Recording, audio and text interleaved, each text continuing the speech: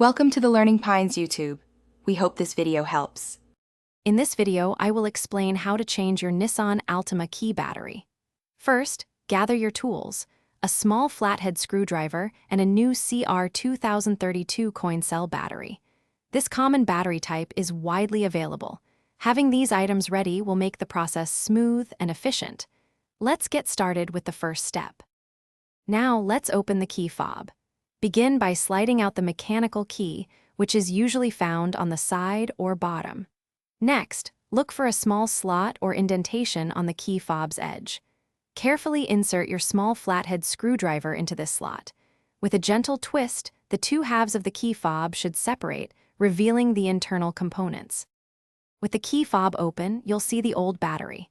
Take a moment to observe its orientation, specifically which side is facing up, usually the positive plus side. Carefully remove the old CR2032 battery. Now, insert your new CR2032 battery, ensuring the positive plus side faces the same direction as the old one. This ensures proper function. Finally, it's time to reassemble your key fob. Carefully align the two halves of the fob, making sure they fit together snugly. Press them firmly until you hear a click, indicating they are securely snapped shut. Don't forget to reinsert the mechanical key.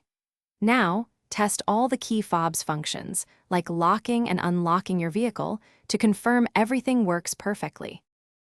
Thanks for watching. Consider subscribing if we helped you.